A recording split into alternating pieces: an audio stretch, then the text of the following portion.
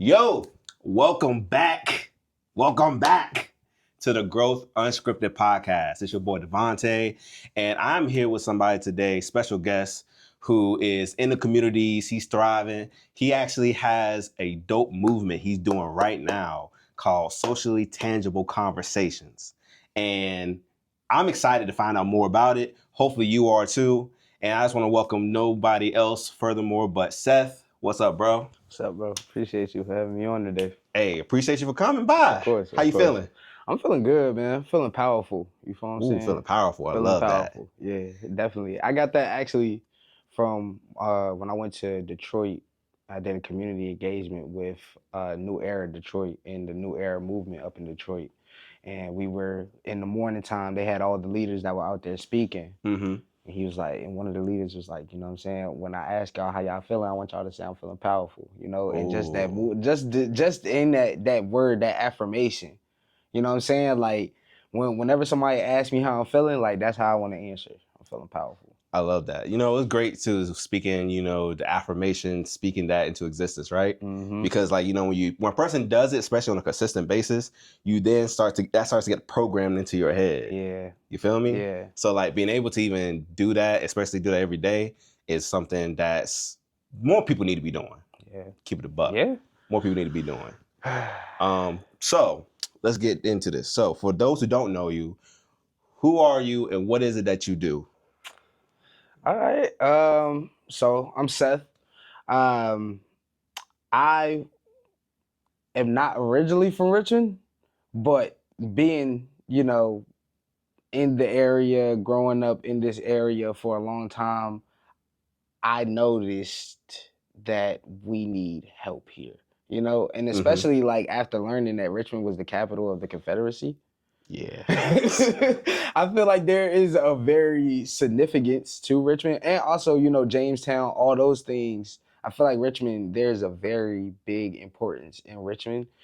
So within that, my key, I feel like I play is helping change the mentality that we have here.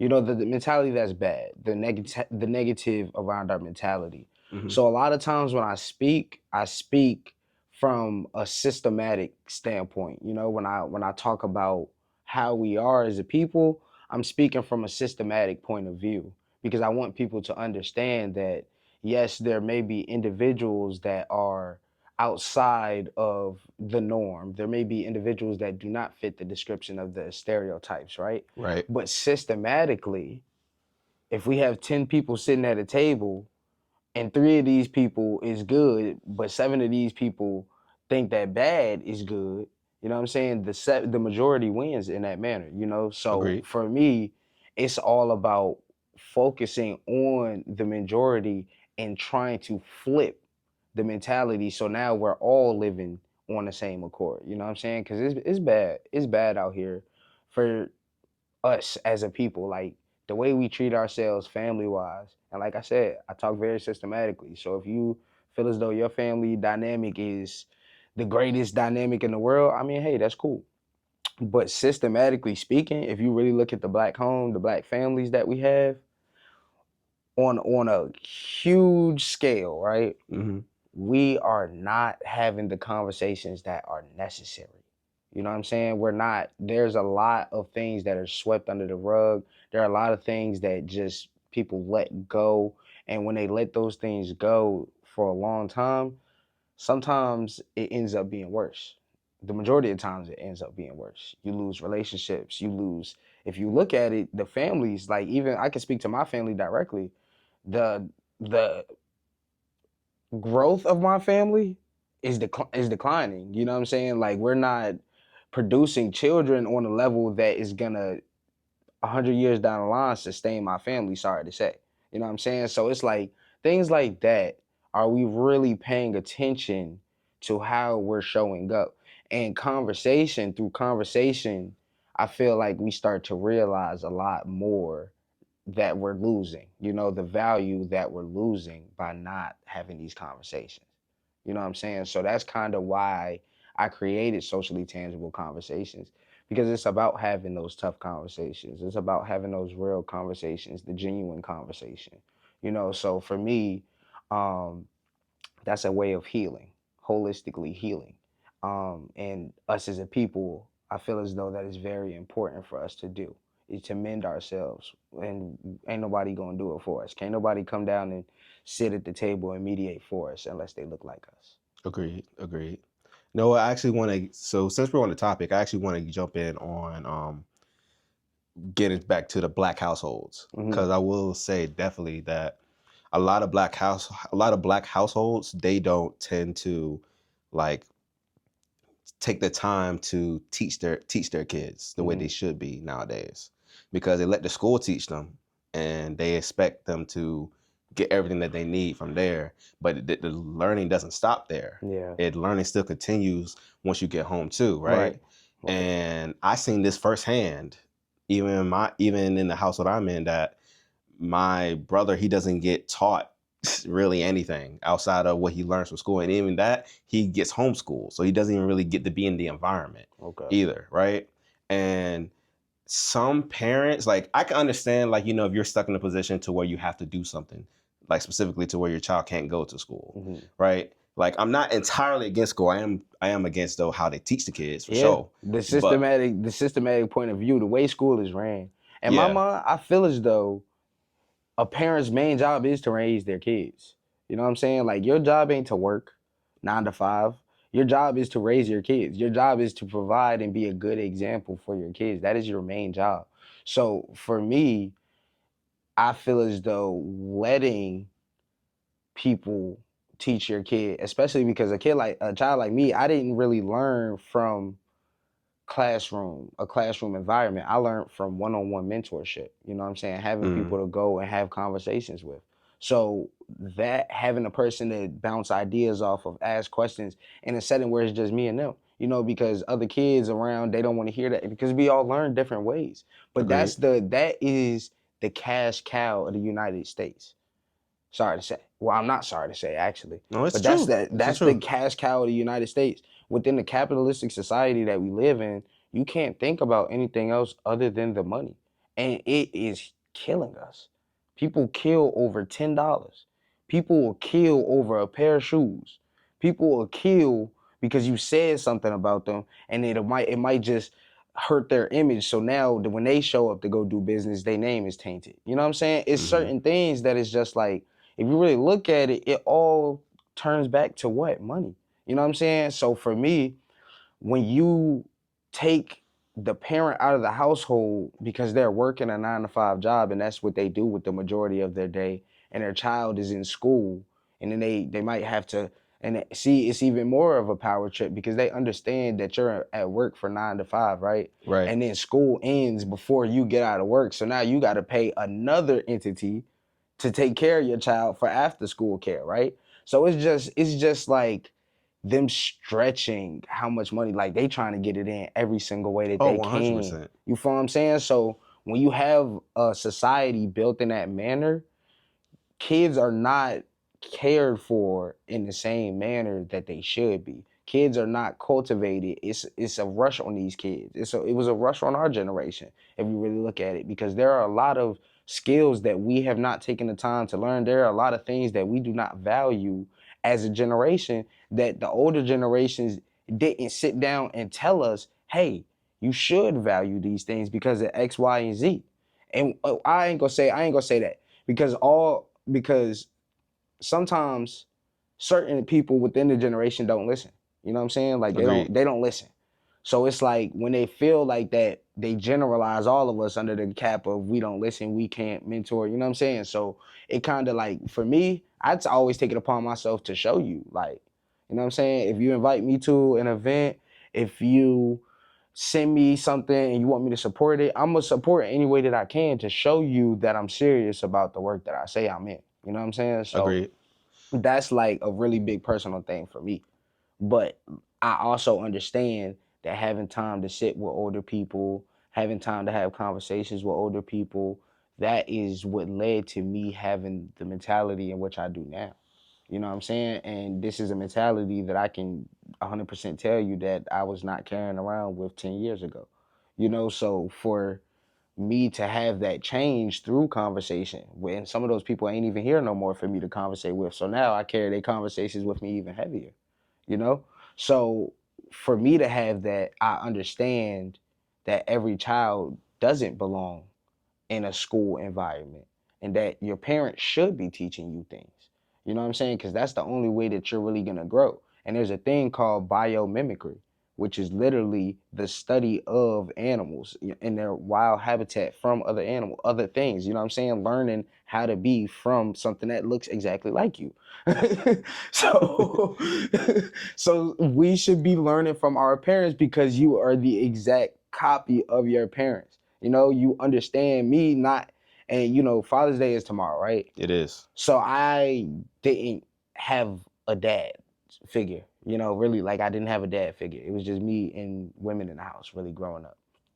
So now that I'm older and I'm learning things about my father, a lot of things about myself make sense. You feel what I'm saying? Because genetically I have his makeup. So now when I go to smile, people be like, "You look just like your dad." You know what I'm saying? Like, why? Why do you feel that way? You know what I'm saying? Like, it draw these questions up because then they'll tell you like, "Oh, he used to do this, he used to do that," and well, for me, I had to get it from a scope from other people. But shoot, if you got the person to ask, pay attention to that, observe it. You know what I'm saying? Learn from that because then it'll help you understand yourself. And you can, that's how you become a 2.0. Literally. I mean, you're right. You're right. And speaking of that too as well, another thing I want to add on too as well with the parenting, right, is that some parents really go off of how they were raised, right? And I don't, and like I can understand it from one POV, right? But that doesn't mean you have to stay that way. Especially like if you really want your child to grow. I have a daughter, right? So like the one thing, if anything, if I learned anything from my dad or my mom is I learned the things of what not to do. Right. Right. And the things I don't want my daughter to be consumed with and the things I want her to do. Because the thing is that, like we said, the teaching doesn't stop. Because there's certain life situations school can never teach, let alone as well as that, you know, you have parents who make excuses they don't see, or they don't even see a problem with, you know, why their child are doing certain things. They don't see a problem in it, which is, I think, is more concerning than anything. Yeah. Because, for example, right, this talk about something that's simple, generic. Let's say, okay, you know, one of the natural things, you want your child to be healthy. You want your child to, you know, to eat right. You know, you want them to have no type of health issues. But yet, you go around and keep feeding them McDonald's, Burger King. Then you say you're too tired to cook. Then you make excuses of saying that no, my child doesn't need enough. There's no problem with them, right? But overall, though, it may not be an issue right now, but in the longevity, he or she going to be suffering, right? Because you did not take the time to sit back and actually look at the causes of what's going to happen when you don't take care of your child the right way. Well, I mean, also, you have to realize that there are certain things within parents that they're not ready to speak about within themselves. So, if a parent, right? I'm trying to see how to go about this because I don't have kids. So people judge me, you know what I'm saying? Because, oh, you don't have kids. I have a bunch of nieces and nephews. I'm around kids That doesn't all the mean time. what you say is not true. Right. You know what I'm saying? And also I have parents. So me to have parents, I understand, right? Sometimes parents have to realize the habits that you build, right? The habits that you show your kids is what they're learning from. That is what biomimicry is. So as a parent, if you're tired now and you think that you coming home and showing them that you can't work for yourself because you don't work this 9 to 5, that perpetuates the cycle. You know what I'm saying? You have to be able to break that cycle. And yes, you're tired now, but you should still always have it to work for yourself. You should still have it to always cook. You know what I'm saying? Don't just be out here buying your kid McDonald's and feeding them noodles and things of that nature. Because you're not showing them how to nurture their body. You know what I'm saying? So that's like, for me, it's like I don't feel like a lot of parents are ready to speak on their personal issues and laziness. Mm-hmm. You know what I'm saying? And it reflects within their child, and then they be like, well, damn, how did you end up this way? Or they realize, why is my child back talking me? Why is my child disrespecting me? Right. Well, I mean, That's question. all you show them. Yeah, like what are you showing your child? What are they being consumed with, Right. right? Because I'll be honest, nobody comes out of the womb and immediately be bad as hell. Nobody does that. Something has to happen or change within them from whatever they've seen or been around for them to act the way they do. You feel me? And I'm speaking not only just because how I grew up, but also what I'm actively seeing right now with my brother, right? So it's just, and it's like when I'm looking at it, I'll just be thinking to myself, like, why is it like, I don't know how many times I spoke about the situation to my mom and my grandma about, like, you know, how my brother is doing and how he's being fed. Not even that, but just how he's being, I'm gonna say treated, but not like, you know, straight up like, you know, abuse, but like, you know, just from a health standpoint and also just from a the way he's construction. being cultivated. Yeah, like being cultivated. that's the word I like to use a lot of times, because like you're nurturing, you know what I'm saying? You're nurturing and you're cultivating these people. Right. And you have to be careful, right? And that's what I'm saying. Us living in a capitalistic society, a lot of us don't have the time to even care how we're supposed to care about our children. That's why you see these children with phone screens in their faces all the time. Because that's the convenience of it. We're trading convenience for money. You know what I'm saying? Like, yo, like, the more money you got, the more convenience you can buy. That's what luxury is. Luxury is convenience. And nobody does. No. When's the last time you actually seen a family actually like be around the table and actually chat without no phones and stuff like that? Oh my gosh. Or when is the last time where, you know, when somebody went on a date and there was no phones included? I ain't gonna lie. I be doing well, that. It varies. It varies. When you having a good time, y'all not looking at them phones. I'm gonna tell you that. Like, y'all not looking at them phones. No, I agree with you. I'm talking about more so from the point of like, okay, let's just say like y'all supposed to be walking together. Let's just say that, right? Oh yeah, but then like, you know, y'all scroll. Yeah, y'all just out here scrolling, like instead of trying to communicate with each other, conversate. Yeah. I don't know, just talk about the damn pigeon just took a shit on the old dude. I don't know, like just have something to talk about. You know, create that social connection. Because everybody now, like you said, is glued to the phone screens, and they're glued, and also they letting social media take care and decide for them what they should be thinking about, what they should be portraying as, and then they take that with them, right? Yeah. And that that causes multiple different issues, of course, from parenting to you yourself as an individual to maybe let's just say for example, let's talk about from a business perspective real quick. So let's just say, right, that you thought about getting into or wanted to, let's say you want to get into something with fixing credit. Let's just say that, right? But then you see some people on social media, but they telling you all the bad things about it, right? They telling you, yeah, you can go to jail if you do this, you're going to end up in hell, all the type of stuff, right? But it's just that you're taking that little piece of information and you running with it, right? Instead of trying to at least get the full picture or the full understanding of how something can help you and not help you at the same time. Most people don't look at both sides. Yeah, they look at one side and they stick with it. Some people don't take the time, like I said, they don't take the time to sit back and just review everything in front of them. I mean, look at the narratives around Black people. Like, you feel what I'm saying? Like, look at how we're treated when we go to trial, you know what I'm saying, by jury and things of that nature.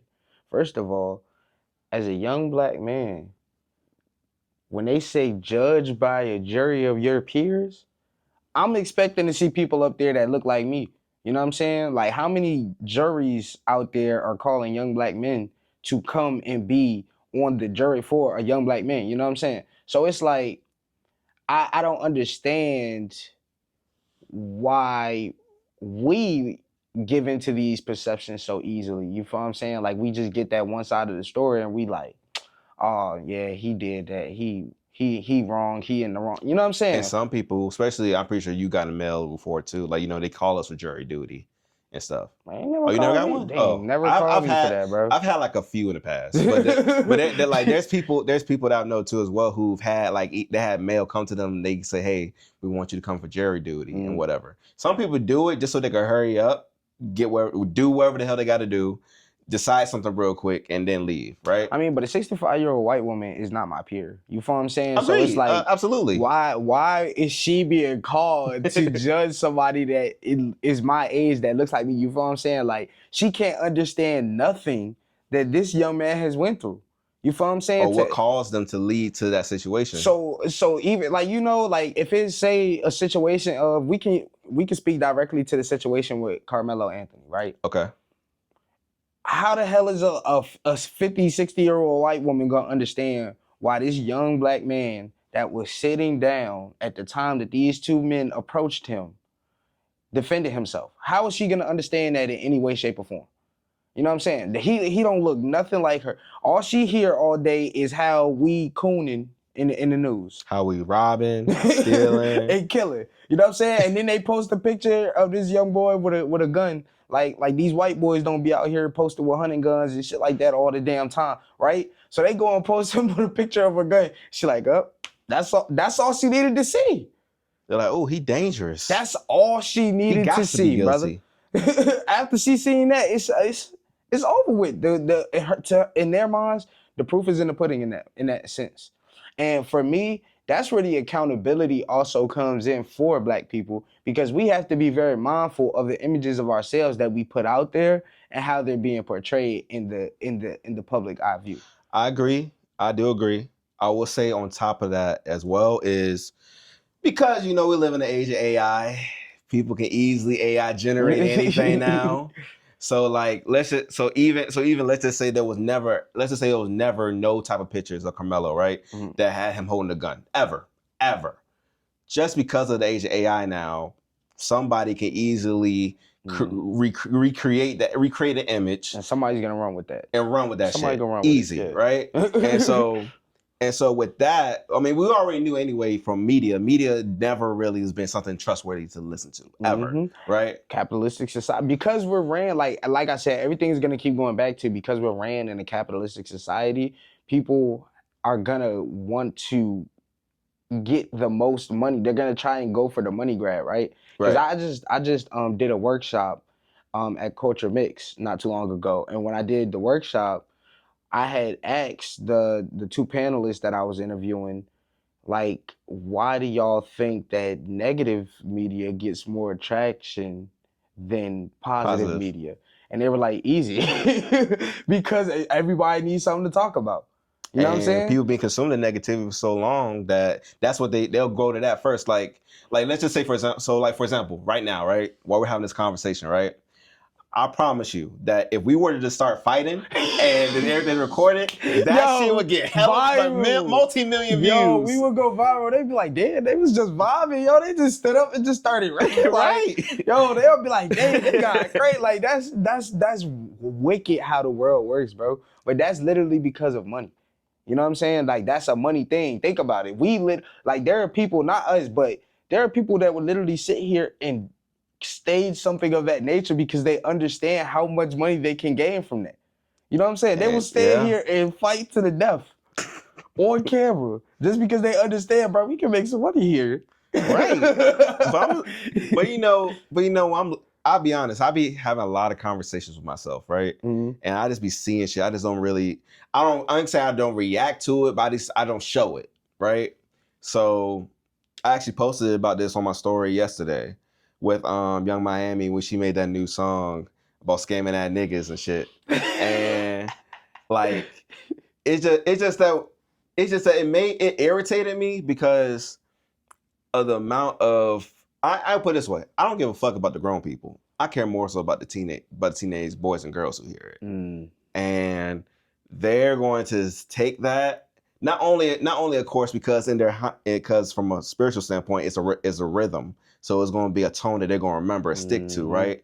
But since they're going to stick to it, they're going to consume that information, and they're going to believe that's how they're supposed to be. And then men are going to be like, oh, so we're scamming? I mean, I guess I'm supposed to be scamming people then. Supposed to be spending it too, you know? Because think about it, right?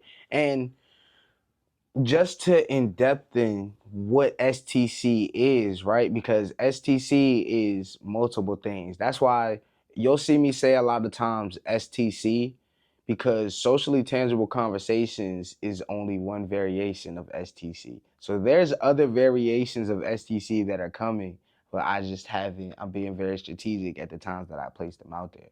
So Okay. STC, the podcast, is one division of it, and under that, I just I just need us to understand that the mindset that we have in the mindset of the younger generation, Mm-hmm. they're watching us. You know what I'm saying? Biomimicry, like I keep saying. What we're showing them is what they're going to feed into. You know what I'm saying? So for me, that is another way to destroy the black dollar. You know what I'm saying? And what STC is here to be is the community connector, the community glue to put the black dollar back into the black community. That is very important for us. We need to stop outsourcing and start back insourcing. There are an influx of jobs that we can create that we already had, but when segregation ended, we stopped doing it for ourselves and started outsourcing for everything. You know what I'm saying? Because we were so tired and this, that, and the third. But like I keep telling people, you never gonna stop being tired if you don't build a habit of not being tired. You know what I'm Mm. saying? So it's like when you stay in that mode of I'm tired, when you're a parent and you know what I'm saying, you working at 9 to 5 and you come home and you just laying in the bed after you come home for hours on the end, and that's your life. That's your cycle of life. Now your life has passed you by and all you could do was be tired. You feel what I'm saying? When are you gonna stop being tired? So that's for me what I do. Like I wake up at 5:30, you know what I'm saying? Like on a regular basis. I wake up at 5:30 in the morning to get my day started because I understand I have only but so many hours. And I need to be able to fit however much I can into this time period. I don't want to have free time for real. You know what I'm saying? I'm not looking to have that because I understand how valuable this time is that I have. And there are so many people, so many conversations that I've had with people. And in the mid conversation, they'll just be like, you're never going to see that in your lifetime. And I agree with them. I'd be like, yeah, I know. Because in my mind, they're small minded in that aspect, right? Mm-hmm. For me, I just overstand that what I will see in my lifetime is enough for me. You know what I'm saying? When God has something for you, he shows it in a manner of it might not come what you want it to look like. You know what I'm saying? It's gonna come how it is, and you gotta just accept it and look at it for what it is. You know what I'm saying? So I've had success a lot of times, and sometimes I don't realize that I've had the success that I wanted, and it just didn't look like how I envisioned it. You know what I'm saying? So for people who don't realize that you're already successful, we already had these things built. People tell us that we can't be independent. We've already been independent. We built this country. So for me, it's like, all right, cool. You know what I'm saying? Just because you have that mindset right now and here, all right, cool. But I just want you to know, for me, what I'm looking to achieve is going to be achieved in my lifetime. Yeah. It's Ain't no small. doubt about it. It's small. I mean, you can't help small-minded people. You I can. mean, you Well, can't. you can, but you have to help them, and sometimes be able to take a bullet while doing it, right? And still continue to help. That be the hard part a lot of times when it comes to doing stuff of this nature. It's like, can you take the bullet and still be able to help? Can you not be tainted because people do you bad? Can you not be tainted and carry it and be bitter? You know what I'm saying? Because you've been in this role and you gotten into this role. And that's what I see with, like I said, I speak in a very systematic setting, right? So that's what I see with a lot of these black scholars when they go into these fields for the good, but then they get into these fields and they understand that serving the public, sometimes the public, you'll go and serve the public and they'll spit it right in your face. You feel what I'm saying? And to wipe it off and be like, hey, how you doing? I'm still looking to help you.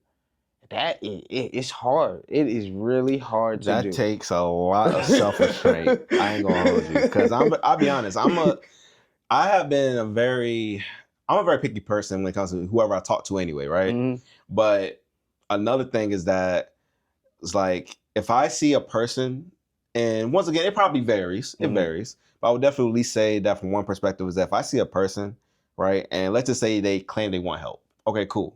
Do my part, do everything I possibly can do, right? Mhm. But then I see over time that they start changing up, they getting off track. Okay, try to bring them back, try to get them back on board. But then they keep on making excuses after excuses, and then they realize like they just give up, right? And so I realized like you can lead a horse to water, but you can't make him drink. Yes, I can provide you. I can provide you the layout, right? Provide you the layout, what you got to do, but I can't force you at the end of the day. See, sometimes, right, what a lot of people don't realize is that you gotta meet people where they at. So within that, if you throw a carrot in the water, Okay.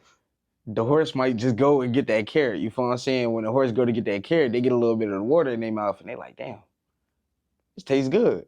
You know what I'm saying? Now they start drinking the water. Sometimes it takes that nudge. So you have to really understand that. And for me, like it's like a kid.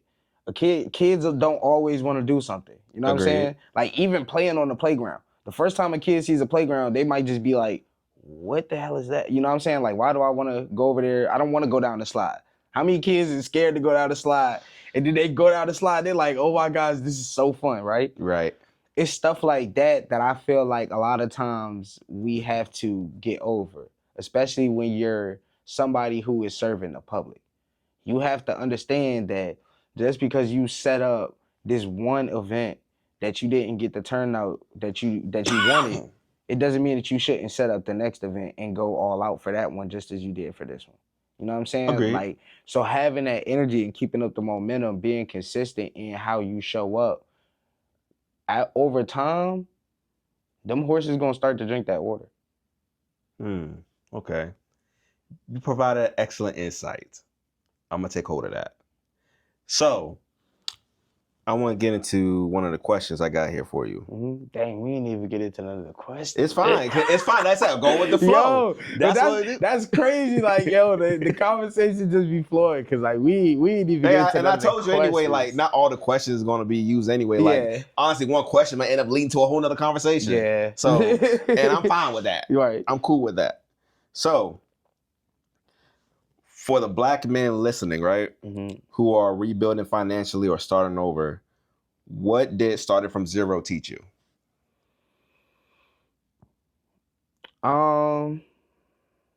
It teaches me to be humble. You know what I'm saying? Especially in a world like this, because like I said, like not even just this country, this world is such a capitalistic type of world. You know what I'm saying? Money makes the world run because somebody attached the dollar to this world.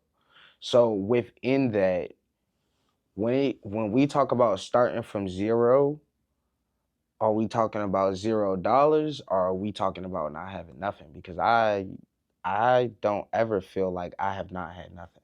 And not having $0 for me, having $0 for me doesn't equate to not having nothing.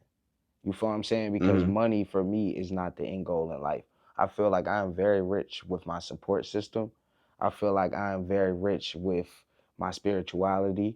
I feel like I am very rich within my mentality and my spirit alone. You know what I'm saying? So you just have to not have money at the top of your head, and you can wake up every day and find a reason to be happy. You know what I'm saying? Because that's like when money don't rule your life, you happy for life. You know what I'm saying? You can wake up and be happy for life. You wake up and somebody didn't today. Somebody went to sleep last night and they didn't wake up today. So for you to do that, all the black men out here, y'all should be thankful that y'all woke up today. Wow. You make a good point though. Make a good point. So tell me then, how was your? Cause you had a few events now. Yeah. right? Yeah, all right, so under STC, technically, I've had one event under STC. Okay. I've collabed with quite a few people to do events, host events, things of that nature. Okay. So with the one event that was kind of like your main event in a sense, Mm-hmm. right? How did that go, and what was going through your head through your first event? Well, I will say STC, the idea of STC has been in the works for about a year, but this year is really the first year that I'm full-fledged Into it. into it. Okay. You feel what I'm saying? So like I just started dropping because STC the podcast just started dropping content in I want to say like February, you know? So that was a thing for me, and then branching out and building up the other branches so that they can show in the light as well. Those are all going to be very important for me, so to speak. So with the STC, the first event, that was a community engagement cookout. You know what I'm saying? Where I just wanted the community to come out, socialize. All of my events are gonna be socializing events. You know, I'm gonna, even if it's like a talent show or something like that. Ooh, that'd be cool. So that's the next event that I ran. So after I did STC the cookout, that was my first official event. But then I went on and hosted Take the Stage, which was ran by uh the Hickory Hill Community Center and the Trauma Healing Response Network. So those were the partners that put together Take the Stage, and I operated that, in which it gave a space for young people to come out and perform whatever they wanted to perform. You know what I'm saying? So it was like karaoke, but it wasn't just singing. You could dance, you could do spoken words, you could do poetry, however So you mixed felt. variety. Comedy, whatever you felt like doing. And we like the way that young people showed up, and that we were just there for each other. Like it was a great event. So I'll be doing more Take the Stage events coming soon. Probably starting back in like September, because they got summer programs going on at the community center. Okay. And that Hickory Hill Community Center, I will say, one of the cheapest community centers around. For their summer program, $75 for the summer. And the kids get they get lunch, they get all of the trips, all of that is included. $75 the summer. You know what I'm saying? So Wow. they got the cheapest summer program in RVA right now. And they have free programs running pretty much every day there, but the parents don't bring their kids out because, like I said, that laziness, those habits of I'm tired. You know what I'm saying? If you, how old is your daughter? 6. She's 6. Is she playing sports or anything of that nature? Not yet, but she's gonna get into soccer. Right. So when you start taking her to and from soccer practice, right? That's something that you have to build a habit around. The first week you might be like, damn, I do not want to do this. But after you get into the groove of, all right, I got to get her from soccer practice after, you know what I'm saying, 6:30, then you know that that is a part of your routine. It's something that you know that you have to do at the end of the day. So now when you're doing it and you turn around and it's 10 years later and you've been, you know what I'm saying, taking her to and from soccer practice for 10 years, you realize that you had the capacity to do other things as well. You know what I'm saying? So like it's really about the mentality of ourselves and the laziness that we just have to be real with ourselves and be like, dang, I gotta kill that. I believe it's that, and also what I've learned as of late too, especially from my mentor, Coach T. Shout out to her. Okay, shout out to Coach T. Yeah. She had taught me that that people need to learn how to allocate their time, right? So that means, if you know you are a busy person, if you already know what your day to day already is, right, on a regular basis, then you put it on a calendar. You put the time blocks on there so that way you can visually see it, right? Then when you visually see it, then you can start prepping from there on, okay, I want to start doing this now. Or like I said, if I got my kid, I take them to practice or pick them up from practice, I can at least now switch around and move around my time slot so that way I know I have those times to do it. Well, see, like I said, I'm gonna keep drawing this conclusion because there's gonna be people sitting here like, well, like people always try and debate me on the stuff that I be saying, but like I say, I speak Everybody in a gonna have something to very, say. of course, but I speak in a very systematic setting. So systematically, right? Right.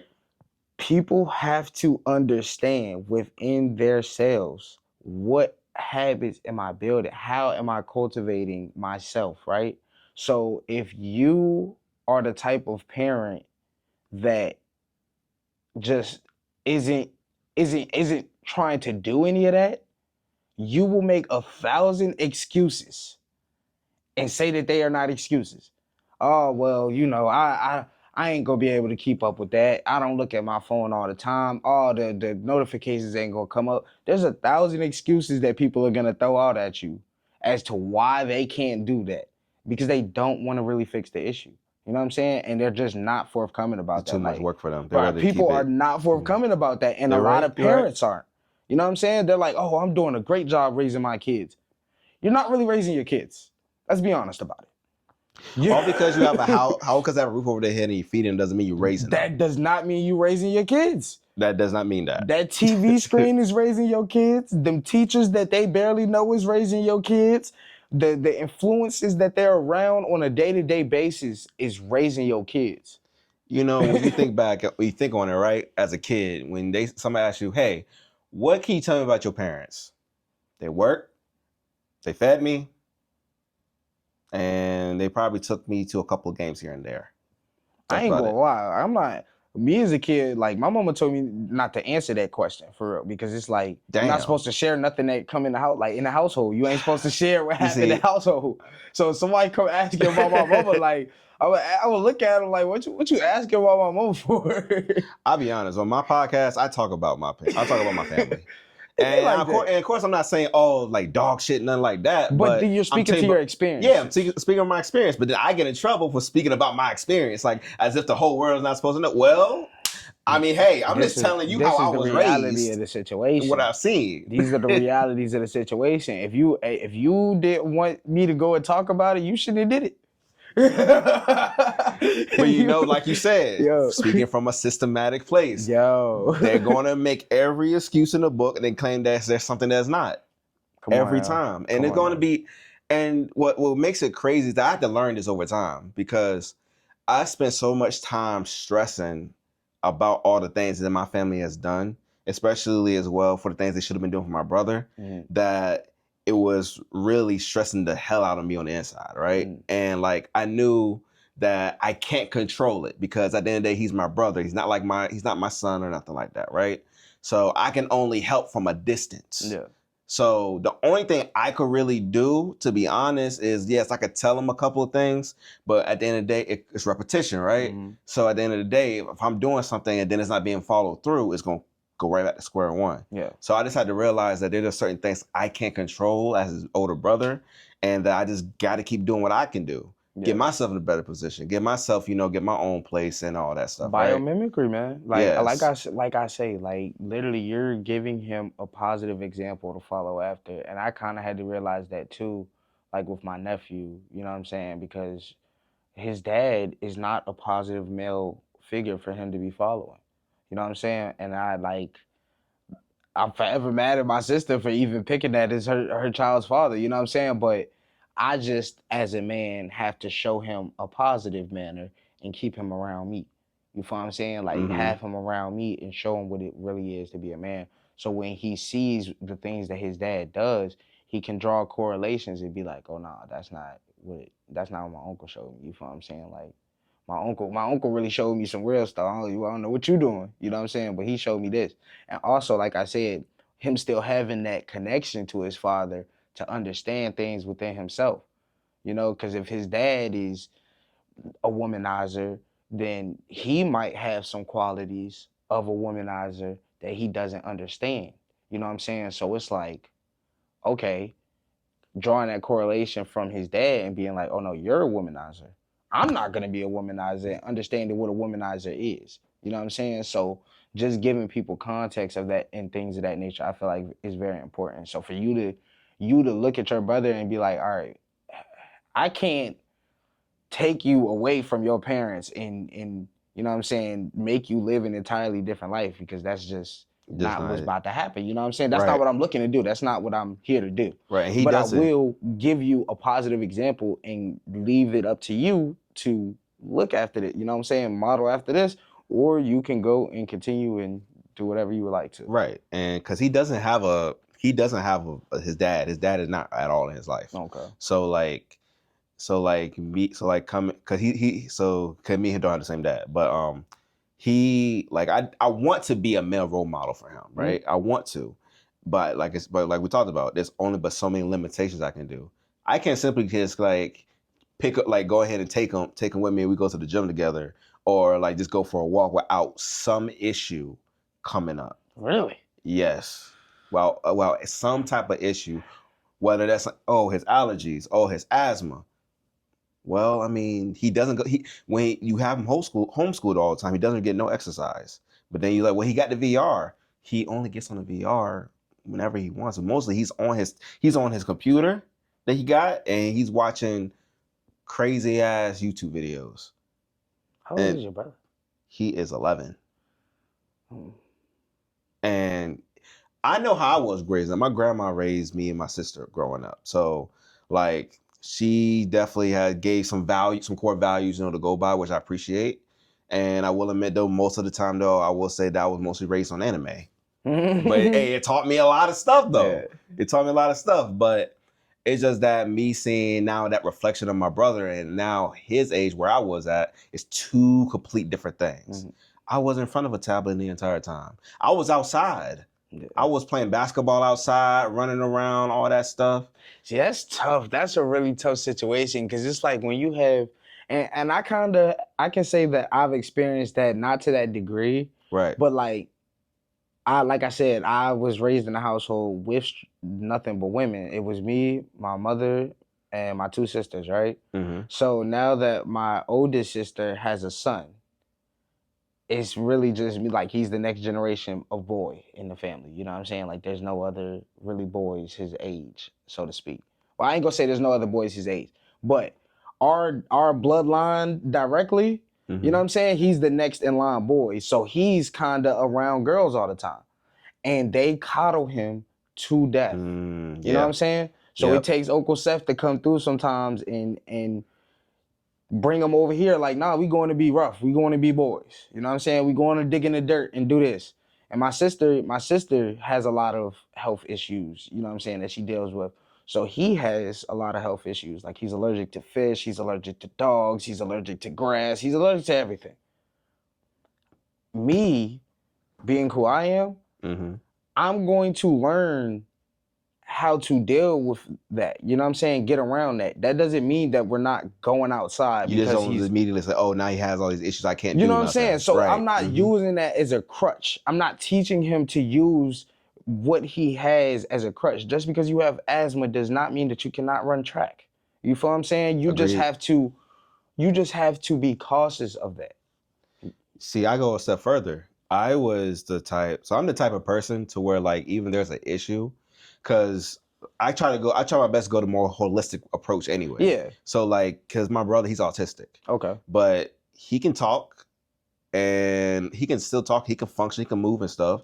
So like one of the things I wanted to do was cure his autism, because autism can be cured. But once again, though, that takes time and learning that most people don't want to take the time to learn. I never even knew that. You're blowing my mind. I never knew that. You don't know that? Like almost over half of the diseases that we all know about can be cured. Which is crazy. But there's more money in that. If you take them to speech therapy, and not to say that those things don't help people. No, but absolutely. It is the money grab of it, because they're not trying to cure it. They're just trying to give you more crutches to add. You know what I'm saying? Yeah, it's just like though, because even my mom wants to try to take him outside, or like, hey, why is he don't go to school and stuff, and gets homeschooled and stuff. Either way, like I said, it's either excuse, or she try to use his autism as the crutch of why he can't do certain things. Yeah. The more and more you do that, he's gonna start believing that in his head. So when he finally get old enough to function on his own, he's gonna have to keep using that now as a crutch, and you don't want to carry that on. Yeah.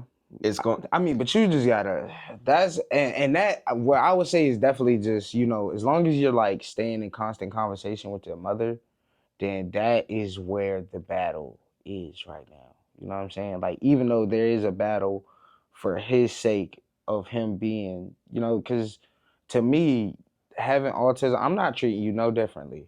No, I don't I care if don't treat him no you differently. know what I'm saying? Especially as a boy, like I'm not about to treat you no differently, bro. Like I will suplex you. like in a playing manner. I will straight like come on now, because it's like in my mind, treating a child like something is wrong with them is gonna leave the door open for them to now manipulate like something is wrong with them. You know what I'm saying? I can Or they'll feel like, what's wrong with me? Why can't I fit in right. with, everybody else, at least on a regular basis type shit. And instead now I'm being looked at weird. Right. And that can lead to many different avenues down the road. Yeah. Right. Because I'm sure you've seen people who've gone depressed over those type of things, or people who just feel like they just can't associate with nobody, and then they don't know how to really have a conversation with a person. So like there's so many different things that it can go. And this is not just, of course, my situation, but I'm just talking about just an average in general. Yeah. That there are repercussions to when you do certain things, especially don't treat your kids the way that they need to be treated, the right way. And if you don't know, ask for help. At least get some type of insight. Yeah. That's real. That's the biggest thing. That's real. But you're for your family, you're that help. You know what I'm saying? Like being in conversation with your mother and being a positive role model to your brother, like you're the help for your family. Yeah, 'cause I do want to be a positive role model, especially a male role model that he needs in his life. But like I said, that's one of the first steps. So is getting myself right. Yeah. Yeah. So building a kingdom, that's what man. I'm doing. It takes a king to build a kingdom. It does. And sometimes it's lonely at the top. Yeah, it is. Yes, it is. At least until you find your court. I guess that's right. We turn right. Yeah. Okay, so here's another topic we can jump on. Okay. What's broken about how Black men show up for each other right now, and what have you seen work? Oh. What's broken about Black men showing up for each other right now? The conversations that are not being had. I can speak to a situation directly in which I feel like if people around had the de-escalation skills to diffuse a feud between my brother and somebody that he had children with a woman. Okay. And this dude that ended up killing my brother had children with this woman as well. You feel what I'm saying? So dude was locked up. He came home. He won't even home a year yet. And you know what I'm saying? He ended up killing my brother. And for me,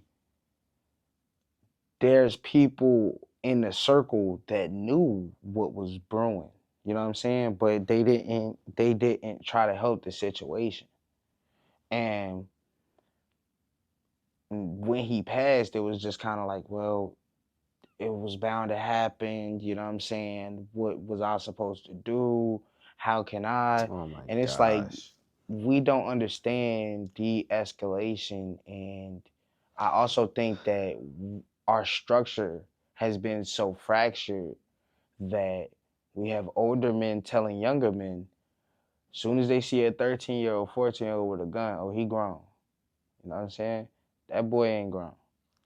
That boy ain't grown. No. And there's not many men that'll take that gun from that boy and give him a positive example to look after. You know what I'm saying? Somebody who I know has done something of that nature is one of Uncle T. You know what I'm saying? Up in Baltimore. He literally has done that. And for him to do that, I feel as though is a perfect de-escalation tactic. You don't have to bash this boy for who he is. You know what I'm saying?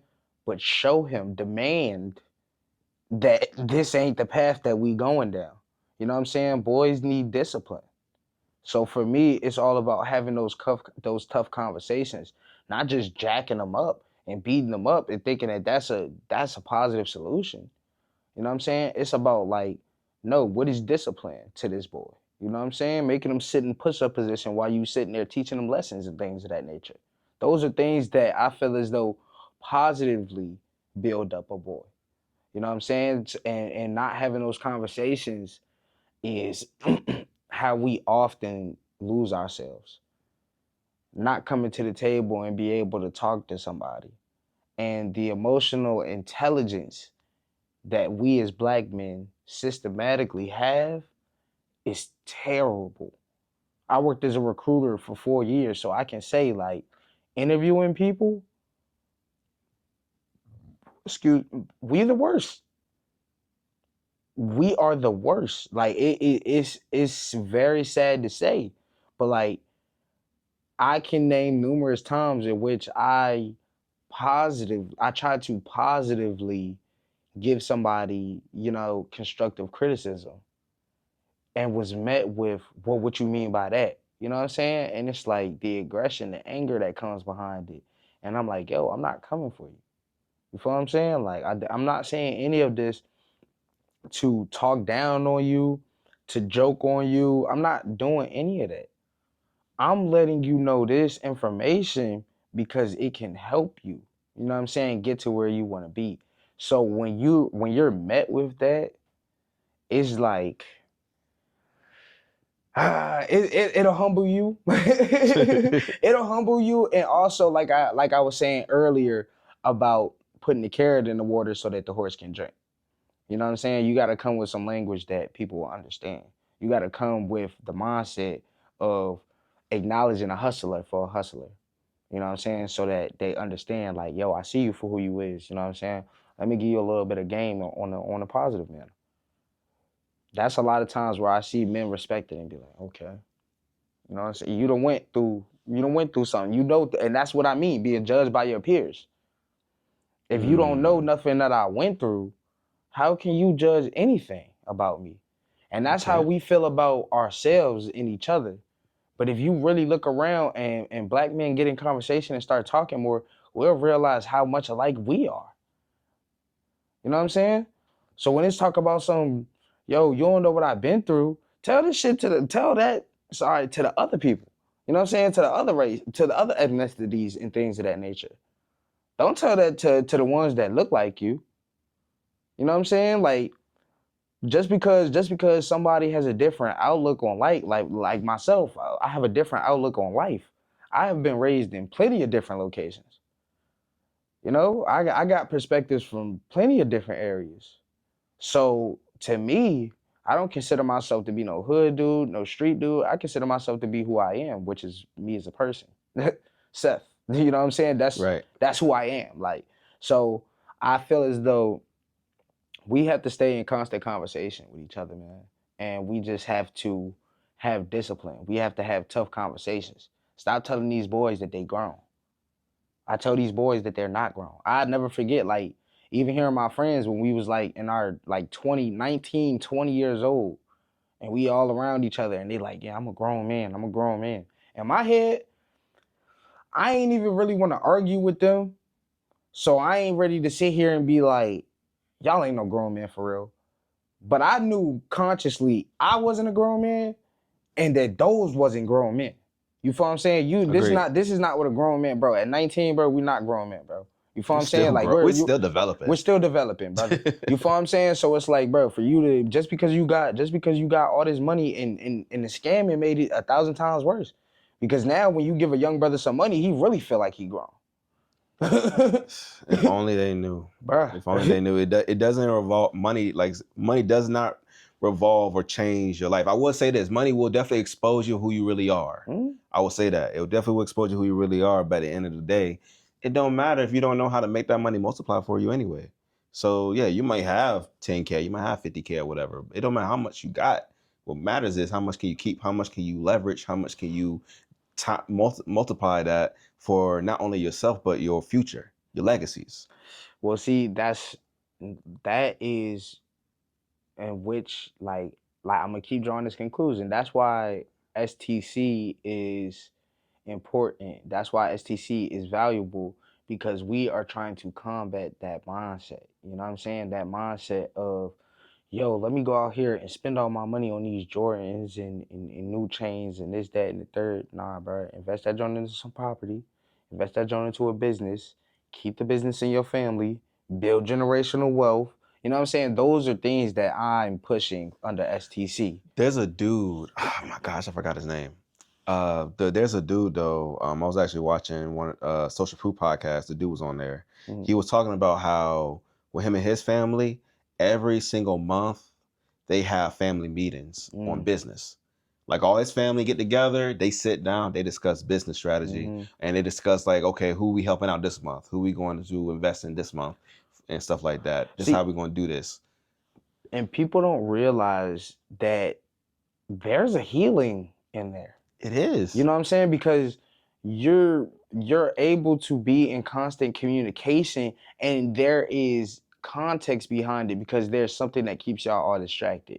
You know what I'm saying? Having the family business is what allows y'all to all understand, like, all right, they might have did something that pissed me off in the moment, but there's bigger things at play here. You know what I'm saying? Yeah, Like this is family's gonna piss you off. That's gonna happen. But us, when you don't have anything going on as a family, and y'all just keep butting heads, it's like, all right, I don't even need to be around you. There's no reason for me to be around you. What positive am I gaining from being around you? You know what I'm saying? So for me, my family, my great grandmother who recently passed like 2.5 years ago, she was a seamstress. You know what I'm saying? So she sold almost all of my great aunties and uncles' clothing.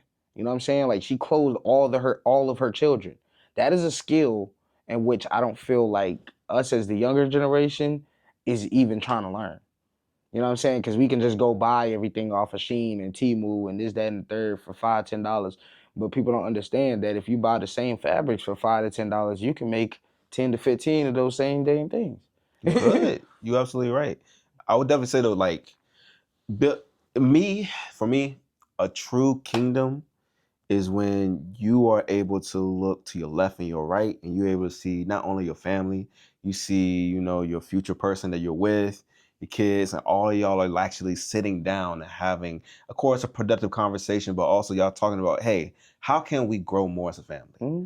When's the last time that a family actually sat down and hey, mom, hey dad, hey cousin, auntie, whatever, like, hey, can we set up a monthly meeting to where we talk about create a business strategy, create a business plan, and we discuss then at that point how we're going to invest the money into whoever we're going to choose to start making this thing work, right? Yeah. And like, to me, a true kingdom is when you and your family are all on the same page and you all are working towards a greater goal, a better good. Understand this, right? And I think a lot of people leave this part out, right? When you take the paper money out of it, you have to understand that a kingdom is a business. You know what I'm saying? So the royal family, they're running a family business by owning a kingdom, right? Right. But the reason that they created those kingdoms before money was even paper currency was even thought about, right? Right. Was for protection. They were protecting themselves from other kingdoms. Other entities. They was protecting themselves from so much stuff. You feel what I'm saying?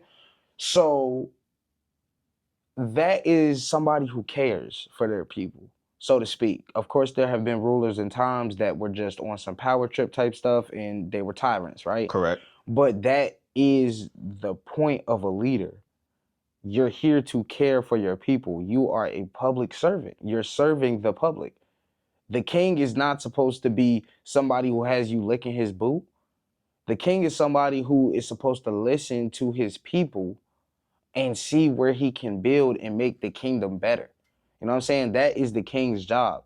So within that, money can never compare to caring for your people. You know what I'm saying? Somebody who is in something for money is never going to have the motivation to keep up, because as soon as that money stops flowing, the motivation stops flowing, right? Right. And when you're for your people, you can't be worried about the money. How much money am I going to make if I go and have this conversation with this person? How much money am I going to make if I stay home, you know what I'm saying, and do this trading instead of going out and vibing with my folks and building relationships with my folks. You know what I'm saying? Because that's the society. That is the mentality that people have. It's like, yo, I can't build with these people right now because I gotta go get some money. You know what I'm saying? I gotta get it for me. And then once you go get the money, ain't nobody help me get this money, so I'm gonna spend it all by myself. That's why we grow up. It's never in a cycle. Bro, a lot of older black ladies I've seen don't really have friends. Systematically, a lot of older black ladies don't have that many friends. Older black men, we be dying. We don't even get to that level really for real. So if you do see a group of older black men, shoot, that is something that's good. That means that they all kept in good relationships with each other. And just look at that. Just look at that. They're them being around each other. You know what I'm saying? How does that do for them? The conversations that they had, you don't know. You know what I'm saying? You never know. I always tell my brother, like, yo, you you need to stop drinking Dr. Pepper and come to the gym, bro. Like for real. I be so serious, bro. Cause I be telling him, like, bro, you don't understand, bro. It might not feel like it's affecting you right now, but 10 to 15 years down the line, it's gonna be affecting you crazily. It's gonna hit you out of nowhere. You know what I'm saying? And that's gonna hurt me because it's like I want you here, bro. Like, you know what I'm saying? Like I want to be able to go and explore in our 40s and 50s. I don't want to feel like I'm 80 years old at 40 and 50 because they had to amputate my leg because I couldn't stop eating sugar. You feel what I'm saying? Like stuff like that is just like we need to hold each other accountable. You know what I'm saying? We need to go to the doctor more. I need to go to the doctor more. That's an accountability thing for me. But it's trying to navigate going to a black doctor. I want to go to somebody who look like me.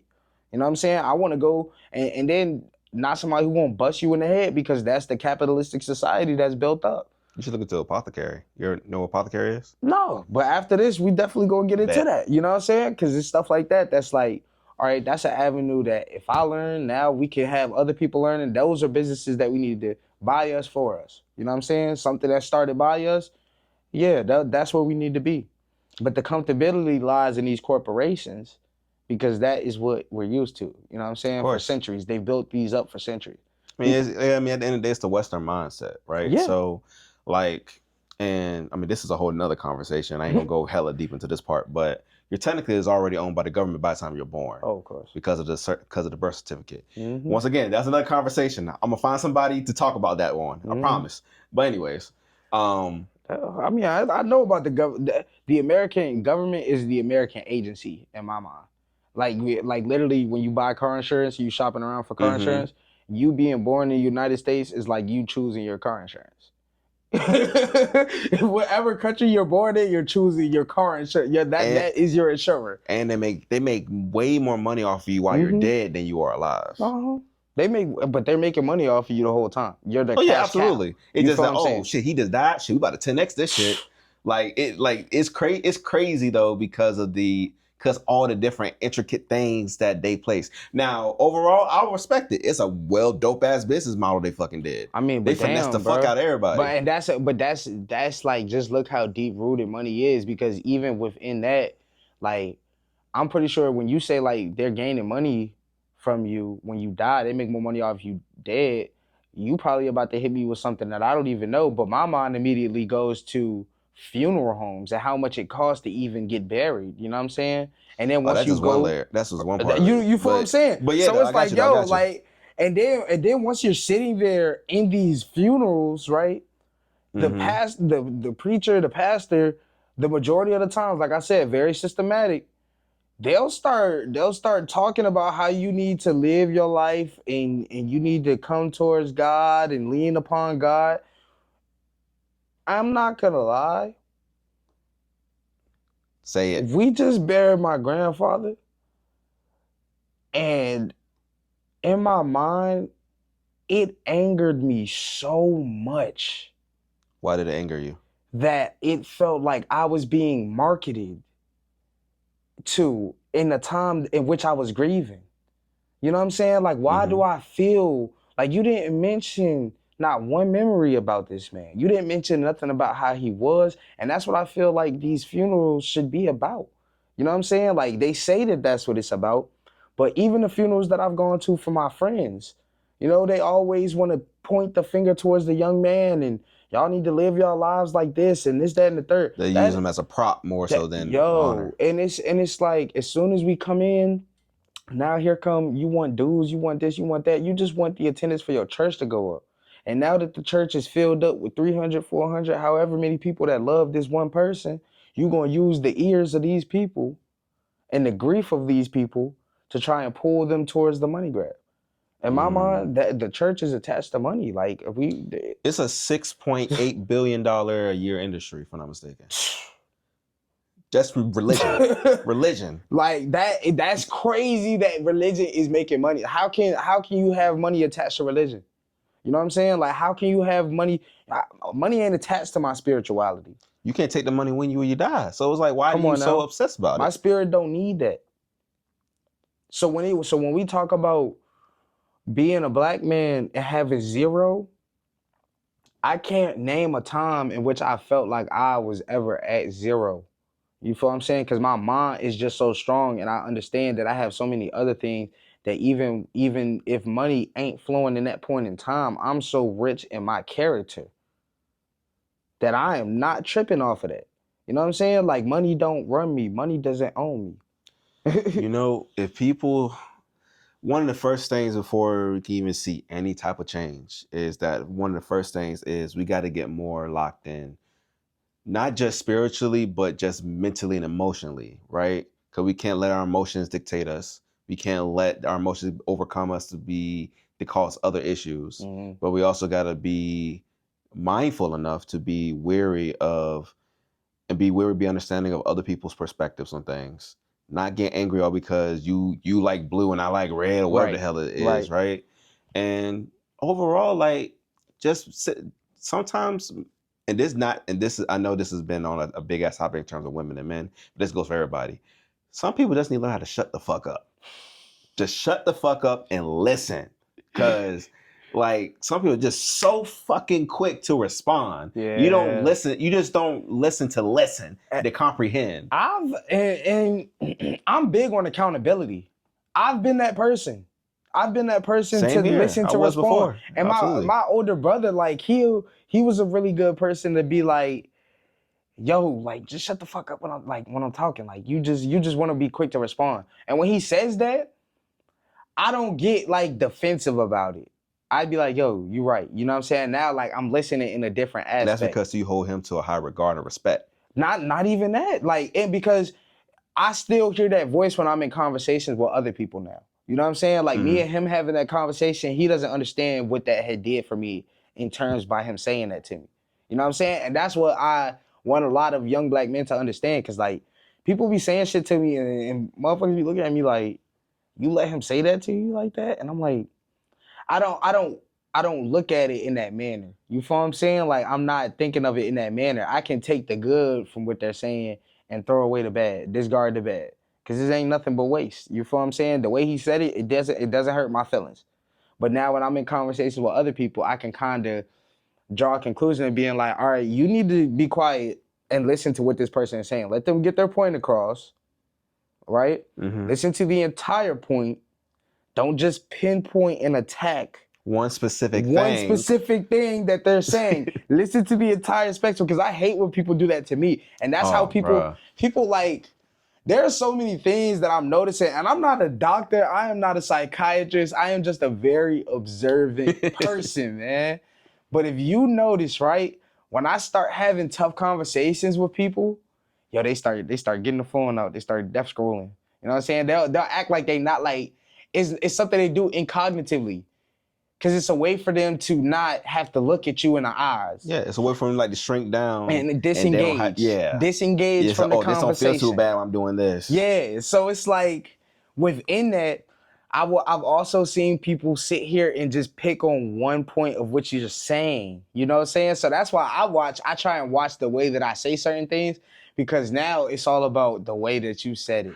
It is, because it's all about not what you say, it's how you say it. It is. It's not sometimes. I ain't gonna lie. No, to be honest, sometimes it's best for you to just be blunt as hell. Yo, and say it. And some say people what it need to is. take that. Like some people won't comprehend what you're trying to say unless you are blunt. Yeah. There are some as well who you need to take the long route for them to understand as well. Yeah. So, and then there's some that are like, oh, you need to put it in a way to where they can interpret. So some Right. people might need to put it in like in a more funny way and Right. stuff like that. Mind y'all people, like this go from women and men. Y'all need to learn y'all partner, whoever y'all talking to. That way y'all know how to communicate with them effectively. Yes. Everybody, and that's the thing though. And like that's why I keep saying about like convenience. Mm-hmm. Like it all goes hand in hand, right? Because people don't have the time. They feel like they don't have the time to learn each other. You know what I'm saying? Like we don't have enough hours in a day. You can spend a year with somebody and look up and be like, damn, you don't even know me. You feel what I'm saying? After a year, you still don't know certain aspects of me that make me why the way I am, or you don't know why I get angry when this happens. You're not trying to learn. You know what I'm saying? You're not retaining any of that information. And then it become more stressful. Yeah, bruh. Then y'all start arguing and all that other stuff. Then it starts becoming a whole thing. And it's like, if y'all just took the time to just sit back and just understand why is it like, hey, instead of me reacting of what you're doing, let me understand how, like, what's triggering it, right? What's causing it, and we can try to at least figure out the source of the problem. And then we can figure out a solution. And that's another thing is that not everybody's solution oriented. Yeah. I feel like more people need to work on becoming more solution oriented compared to just talking about problems and you just let it sit. Because you let it sit, it's not going to turn to nothing. That's what I was saying earlier about my brother. You know what I'm saying? When he passed away, people felt like just not acknowledging the problem was the solution, and in turn, it boiled over to the point that the worst scenario came from it. You know what I'm saying? Because now, imagine living in a house with your brother and sister, and you know what I'm saying, their father killed your father. You know what I'm saying? Like, think about the kids in this situation. That when you said it the first time, I was already thinking in my head that it's a lot of spiritual turmoil and resentment that's going to happen, if not already happening. And it's going to, it may not, whoever that person who's thinking it may not, of course, react right away, but there may be a point of time to where that person may need help, or they may need to help the other person. Then they can, that point in time, they can probably pick and choose or whether they want to or not because of the situation that happened. Once again, though, that doesn't mean, all because that happened, right? That doesn't mean either that you should be getting angry at the other person because they had nothing to do with it, right? Like, it's not like they did it themselves. But at the same time, but that's one thing that a lot of people do, though. They take their anger out on the ones who didn't do certain shit because it makes them feel good, or they feel like they don't have no other outlet. I mean, but to let it out. Be honest though, and not to say because I know like my brother, his mother, like she is an amazing woman. You know what I'm saying? And through that, she makes sure that his daughter understands. She's given her context to certain aspects of what has happened because she's very curious, you know, of knowing what transpired with her dad. So I say that to say, who in the family is really going to facilitate that conversation between those children? Honestly, nobody. You feel what I'm saying? Who in a black family looks at a situation like that and sits the black children down and is like, this is a tough conversation we all gonna have to have, right? And another great thing that I took from my older brother was that, because my older brother has a daughter, and he told me, he was like, I'm tough on my daughter, you know what I'm saying? And sometimes she cries, sometimes she is upset, sometimes she, you know, she has emotions, right? But he's like, I'm always real with her, because if I'm not real with my child from the moment they're born, when am I supposed to start being real with my child? Agreed. You know what I'm saying? So it's like, in knowing that, even there is a time and place to have conversations of that nature, you know, but you always be very cautious of that with these children around each other. You know what I'm saying? You always be because it's such a sad, unfortunate situation. You know, and unfortunately, to me, a lot of things lie on the men in the black community. And I feel like we're not taking accountability and responsibility for how a lot of this stuff is our fault because we are the man. We control the tempo. But we victimize. That's the thing. Most of us tend to play victim more so than try to be the person that could become the solution to the problem. Because like I said, like we're talking about a generation of men that were raised by women, systematically speaking. You know what I'm saying? We're talking about a generation of men that were raised by women. So because we were raised by women and the majority did not have a positive, or I ain't even gonna say the majority, but a lot of us did not have a positive male role model to look after, Mm-hmm. it leaves the door open for you to react in a manner that a woman would. I'm gonna just go ahead and say that. We're like I agree, but I also take it one step further. Also, as well, because I can speak for this because I was like this at one point in time. Mm-hmm. Because I've been living with my mom and my grandma, and then my sister was living with us too at one point too. When it was all of us all under the same roof, Mm-hmm. so all the women, it was just me at the time, and Mm-hmm. then my brother came in and stuff like that. But then still, it was just that me seeing the women, then seeing how they act. It made me believe for a while that, oh, so is this how all women act? Like they try to finesse a nigga. They try to they say niggas ain't shit. They try to say I just did I just did that or whatever just so I can get some money out of them. That was it. And it's But see, now as a man, you're thinking that these things are okay. You feel what I'm saying? Because this is correct. what you're being shown, even if it's involuntary. You know what I'm Mm-hmm. saying? You're thinking that this is okay because the women is doing it. You know what I'm saying? And it's like, oh well, they're just being women. You know what I'm saying? This is how all women act. I'm nothing like that. But in all actuality, repetition is key. You know what I'm saying? So if you've been shown how to react, and this is how you know how to react because this is what you've been shown, when it comes down to a situation, your first instinct is probably going to be to react in that manner that you have seen.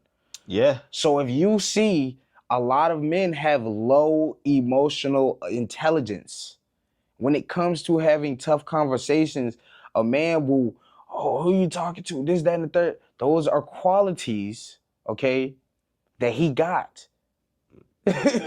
From being raised in that environment, you know what I'm saying? Not having a positive male. And me, like I can speak to this because I was raised in a household with straight women, but I had male role models around that I could go and chill with, you know what I'm saying? Go and kick stuff with. And I actually ended up moving into my mentor's house for a while.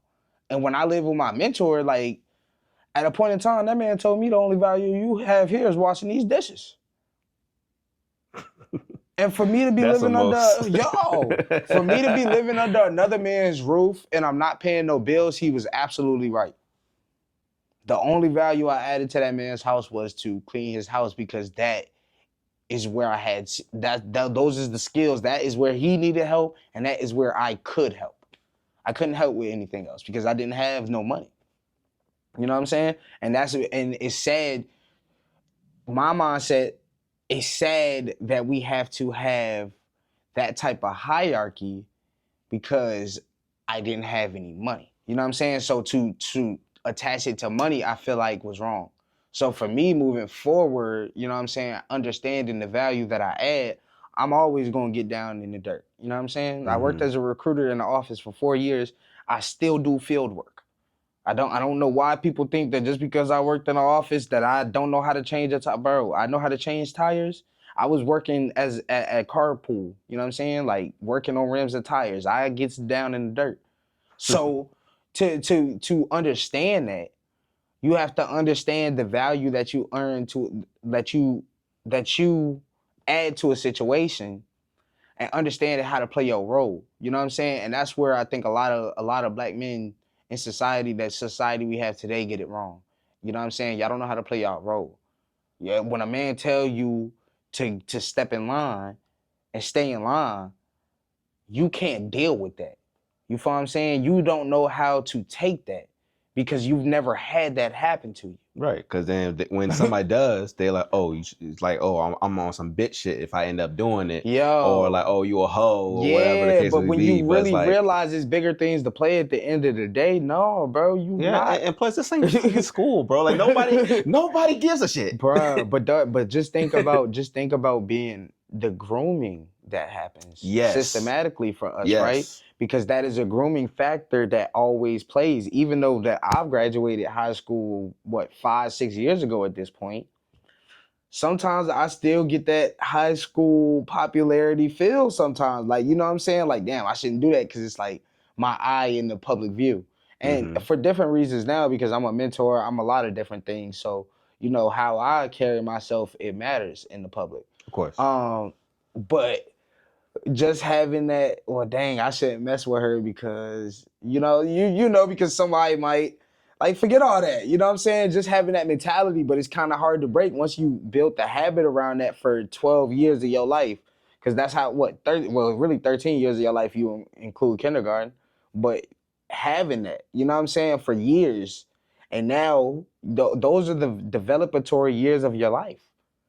So now when you get to 30, 40 years old, you're still dealing with issues that you had from high school because you never really drew the conclusion that ain't where you was supposed to be. You know what I'm saying? When you're developing in your life, homeschooling is what parents need to do, but the parent needs to do it. Real quick. So when you like, where did you see yourself when you was in high school? Like, what did you expect that you was going to end up I being? never liked school. I knew from elementary school, from first grade, I didn't like school. I hated school. I no seriously, like I really hated school. Like I hated school. I didn't want to do any homework. Anytime I left school, I only did schoolwork in school. I didn't do homework when I came home. Like for I years, and this I went don't on for blame you. years, bro. Like my grade average was a C because I would pass the test, I would pass the classwork, I would do the projects and everything like that. That as long as they're in school. Right. But when it came to me taking that stuff home, bro, I was That shit not dead. worried about that shit, bro. I was not worried about the schoolwork at home. I was about to get expelled from school because I think it was my no, it was my senior year. So I started learning about entrepreneurship and stuff during my, like, around the beginning of my senior year, right? So I started reading more books, started reading Rich Dad Poor Dad, Think and Grow Rich, and started really like understanding like the concept of what school really meant, right? Uh-huh. And when I understood that, I was like, what the fuck am I doing here? So I was in ROTC. Oh, me too. So I did 2 years at Henrico. I did 2 years in Navy ROTC, and then I went to Tucker. I finished out 2 years. Well, I didn't finish out. I actually ended up quitting, and that's why I didn't go into the military. And I learned some things about myself then. But I was in the Marine ROTC at Tucker. okay. Completely, and that's where I wanted to go. I always wanted to go into the Marines. My whole life, I wanted to go into the Marines. So I didn't want to do school, but I knew I wanted to go into the Marines. Okay, so like when I was in ROTC, so mind you, like me start reading more books, start doing a little more research, understanding like how America really is on the low. I was like, why the fuck am I standing up for this flag? Because in JROTC don't want you to stand up in attention, and so I decided not to. I did it for like 4 or 5 days, and then after like that 5th day, he ended up kicking me. He ended up kicking me out, sending me to the principal office. And then I told the principal, like, no, I'm not standing up for a country that we as Black people has built off our backs, and we get mistreated, and then also we're literally getting disrespected constantly. Like, why should I stand up for a flag like that? And it's really messed up that like they chalk that up to you needing to be expelled. You feel what I'm saying? Because you can't reform. You acting like I brought a gun to school. Because like, you can't reform to the way they is. That's like saying like, if I lived in a neighborhood that was a blood neighborhood, but I ain't want to be a blood, you know what I'm saying? Like, and they came and whooped my ass for it, that they're justified in whooping my ass because I didn't want to be a blood. You feel what I'm saying? That's how America is. Like, they're like, oh, you don't want to be American? Well, go somewhere else. Why the hell should I have to go somewhere else? America don't drag me in the first place. Yo, they stole this place, bro. They killed everybody that was here. They're not even from here. They should go back to Europe and go do this shit if they want to do go it. live in your shit The fuck? shit stained beds and Yeah, shit. y'all should have Nasty went and bitches. did that because I got Native American roots in me. You feel what I'm saying? So I belong here. What the hell y'all doing here? You feel what I'm saying? And then it's like, for me, like what I have going on at STC, like, disclaimer, I am not trying to target any other ethnicities, any other races. I am not looking to do any of that. In my mind, I want us as Black people to get back to minding our business for us, by us. Build our own shit. Right? Yeah. So within that, what I've noticed is that white people and other people they're mad about that shit.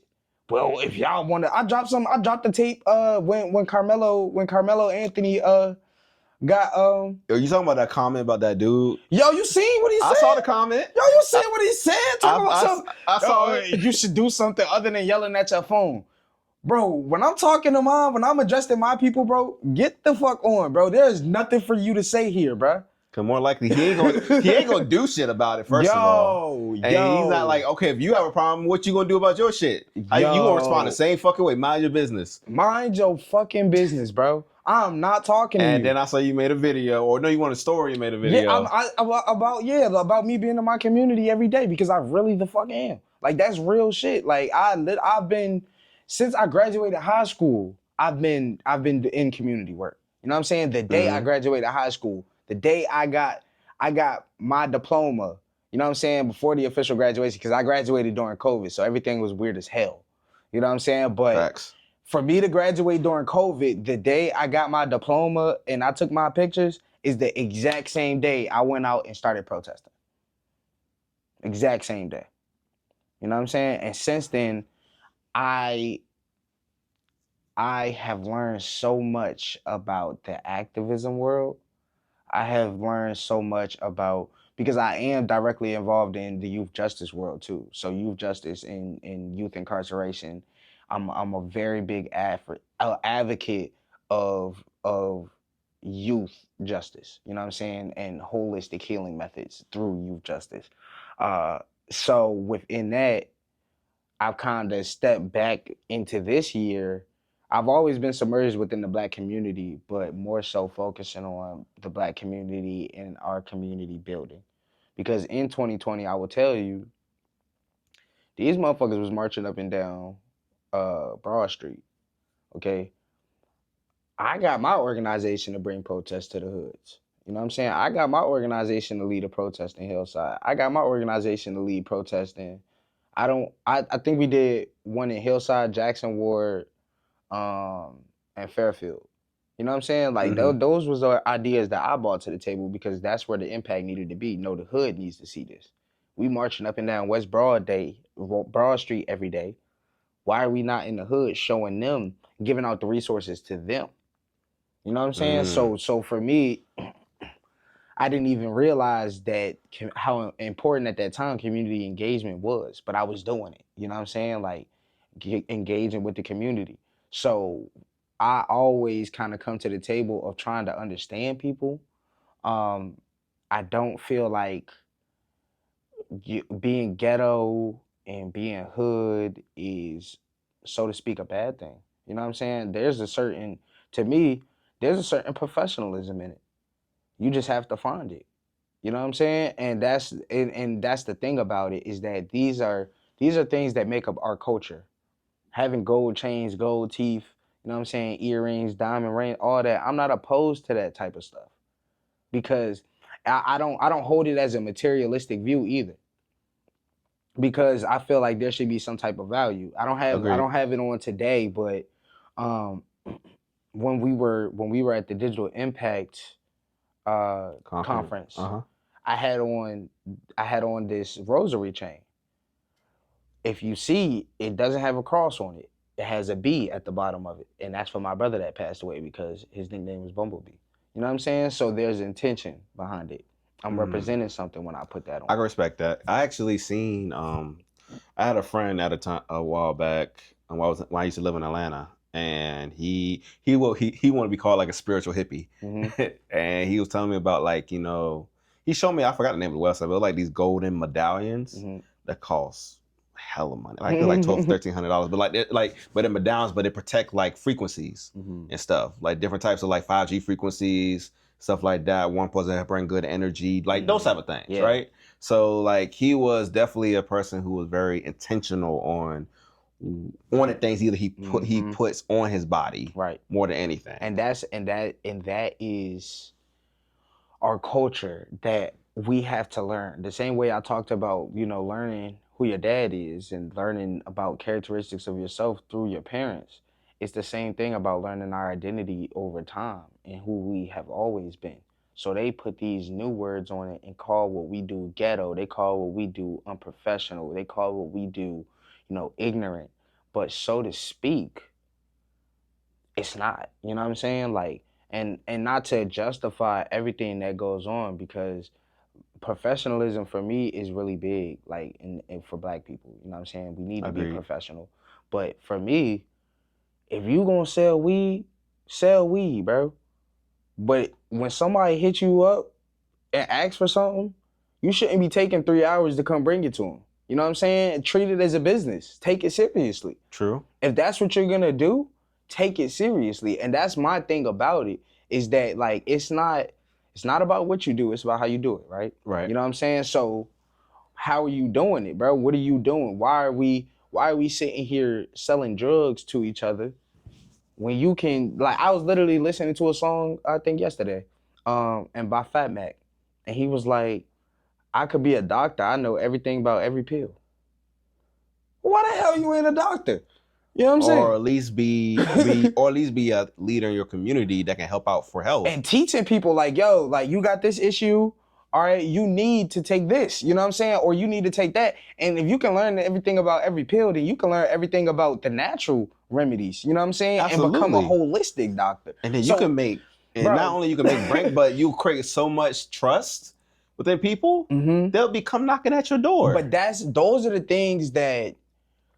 the narratives that I don't think us as Black people even see, because I resonate, if anything, I've lived in Northern Virginia, Woodbridge area, and I've lived in Richmond. You feel what I'm saying? Those are two completely different environments, because the things in Northern Virginia that were not accepted were accepted in Richmond. You know what I'm saying? Like there are certain stuff that was accepted here that was not accepted there.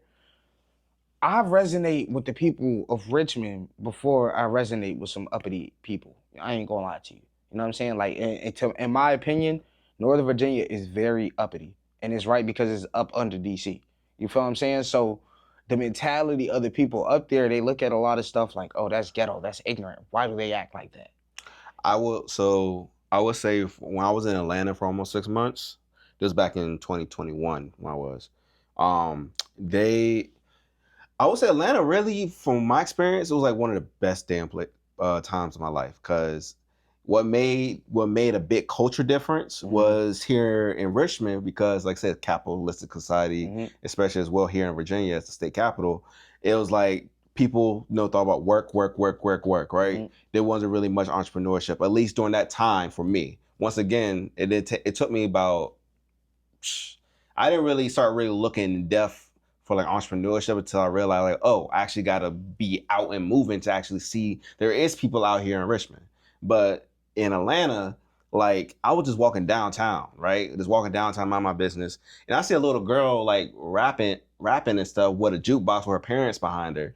And like she had like a little tip jar and everything, right? And then I saw another dude, he was out there selling, like had a whole bunch of clothes and stuff set up and selling his clothes. There was a whole bunch of other people, just everybody that I at least talked to was all talking about some type of business savviness or trying to interpret a business in some way, right? In Richmond, and that, I don't know, I'm not going to say this is very specific to Richmond, but it is really bad in Richmond the way that people don't support each other. That's why it says that you have to leave Richmond to go. And also the popularity thing, like, well, like, I can't have you on my platform or can't have you doing this because you don't have a certain amount of followers and stuff.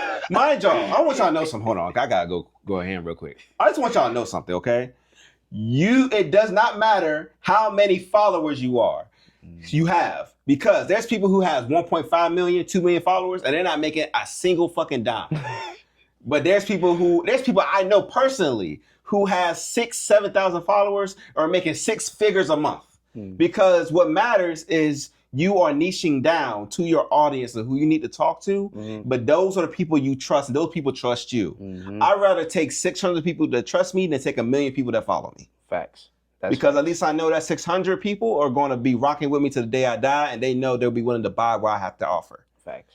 Not everybody. I want everybody to know this, because it's ridiculous as hell how some people feel like, oh, because you don't have a certain amount of followers or doing this and this, we can't have you. Like, no, like for me, I'm not gonna be that uppity person. I don't care when I do get to 6 million or whatever followers. I'm still not going to be that. One of the people I do respect more than anything is LaRussell. Because LaRussell goes to backyards and perform. Okay. Right? And he done things where it didn't require like a huge, popularity thing. Yeah. That's the genuineness. Yeah, you know what I'm saying? Very humanitarian. Yeah. He really resonated with people instead of just doing really big ass venues all the time. That's real. And sometimes that's what it takes. That's what it helps. That helps you stay grounded in your purpose too. You know what I'm saying? When you're not just doing things for how many people you can get. Because it's like when you're doing things, that's the money. That's all money. Yeah. The more people you looking for this X amount of followers, this, that, and the third, like, yo, that's all a money grab, bro. And he was very transparent. So he even showed, hey, people who, who he went to did one of the backyard events for, he did. He said that they sold people RSVP, 600 people RSVP'd or whatever the case, but only 100 or 200 or whatever showed up, and he showed the money they made up. Then hey, listen, also we're not charging a certain ticket price. They pay whatever they want. I think he said the highest payment they got was $200, while the lowest was $20, right? And so he was very transparent about just how many people came, but also out of those people who supported. So it's not at the end of the day, it doesn't matter your status. What matters is what value can you bring, because a person who's struggling, or at least they're working their way up, at least probably could have way more value than somebody who's already at the very top. And that's why for me, I'll resonate with people who are quote unquote ghetto, with people that are quote unquote from the streets, before I resonate and go stand with some people that's uppity as hell. Because in my mind, y'all is trying to reform to how white people is. And that's not where I'm trying to get to at the end of the day. And there's some reformed black people who try to be with the whites. That's what I'm saying. They're trying to, you're trying to achieve whiteness, so to speak. Yeah. I'm not trying you'll never be white, because at the end of the day, they're still gonna look at you as a black person. Yeah, you're a nigger. You're a nigger. So it doesn't matter. Outside it doesn't matter how combed back your hair is, how much proper you talk. It doesn't matter, because they're still gonna look at you like that. Having locks, that's not unprofessional. You feel what I'm saying? But in certain workplaces, they'll look at it as being unprofessional because it's not done, and it's not this, it's not that. And it's like, yo, who are you to say that's my professionalism? You know what I'm saying? Appearance is everything, but the image in which we have now is a white man's image. Collar shirts and shit like that. I'm sorry, but my ancestors weren't wearing no damn powdered wigs. They weren't wearing powdered wigs and robes and fucking... And I ain't gonna say they weren't wearing robes, because we had, you know what I'm saying? We had garments. We had garments. We rocked our shit, though. Yeah. We rocked our shit. But you know what I'm saying? We weren't sitting up there wearing no damn powdered wigs and makeups as men arguing in Rome. That was the first original baddies, came from Europe. You know what I'm saying? A bunch of men in powdered wigs with goddamn mimosas and shit, arguing for hours on end while they running up the tab on somebody else's dime. That's what bad bitches do. You feel what I'm saying? So it's like tendencies. It's like, yo, just saying. That's not my culture. You know what I'm saying? The Zulus was running across Africa. You know what I'm saying? With shields and shit. They was running across Africa. I ain't got no car. Active. Yeah, you know what I'm saying? I ain't got no car. I don't need no car. You know what I'm saying? You talk about providing for your family. How much motivation would it take for one of these modern day men to wake up early in the morning, run their ass 50 miles to go catch an animal, drag that it. animal back home to let their wife clean the animal so that they can feed the whole family. How many men nowadays is gonna have the motivation to do that? Little to none. Bro. Probably 5 if you count on the hand, but Bro, that's about it. These men ain't even trying to go to McDonald's, bro. They ain't even trying to go to McDonald's You for can their only kids, imagine them bro. trying to go hunt a lion or a zebra or a gazelle. Bro, who Like, let me catch this bitch. man? So it's like when you really look at things like that, I'm not making excuses for these new age men. You know what I'm saying? When I understanding that men back then was doing stuff like that, that was the real care that they had for their family. I'm not excusing the behavior of these new age men, bro. You feel what I'm saying? Like there's no justifying not raising your kids, not being in your kids' lives. You know what I'm saying? If it's the mother, that's on you, bro. You gotta take accountability for the woman that you laid with and made a baby with Yeah, without you knowing her. knew that she had these tendencies already, but you decided to ignore them. That or you weren't paying attention to her characteristics. Because now everybody want to say, oh, well, she got pregnant and she started acting different. And then you go and talk to a woman and she'll tell you as soon as she got pregnant, he started acting different. You feel what I'm saying? So it's like the conversations that go into this stuff, like, how do we get to this point? Did y'all really know each other before y'all had this kid? Or is it just the simple fact of y'all was lusting over each other? Come on now. And y'all just y'all just kept going and going, and then boop, here come a baby. And now it's like, I'm gonna keep it. You know what I'm saying? I'm gonna just keep it. I honestly, I ain't gonna lie. I'm not gonna say I don't understand why people keep these kids that come from situations of that nature. But if you know the outcome, you know that you can't raise a kid with this person, you know what I'm saying? Like, Yeah. why are you okay with creating that broken household off rip? You know what I'm saying? Like, y'all ain't even get to the baby being born yet, and the household is already broken, bro. Because they believe they can change that person. And here's the thing: you're not meant. A person is not meant to change the other person.